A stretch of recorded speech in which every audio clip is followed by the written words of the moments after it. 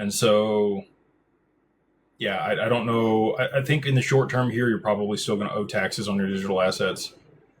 I'm hopeful, just like everybody else, that those go away. But you got to live in the paradigm that currently exists and the current, regulations around stuff. So structuring things the right way to be able to mitigate taxes would be ideal. When it comes to having 10,000 or less, um, I don't think you need to worry about it a whole lot, to be honest with you.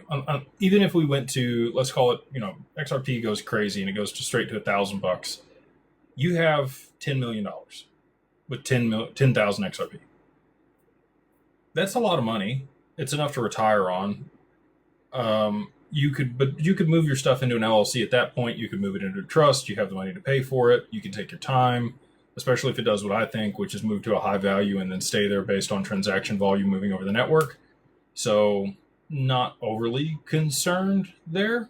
A lot of the reason that you want to be proactive and set things up earlier on, if you had 50 to 80,000, is if we do see $1,000 XRP in a short period of time, you now have 50 to $80 million, which is above the gift tax threshold here in the U.S.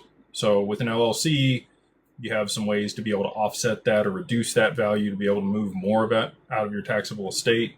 We've talked about this before, but you can, gift small portions of equity to other people that you care about, and then get a 409A done. And because you have multiple, minority owners on the cap table, you would get a reduction in value, even though the assets that are held by the corporation are worth more.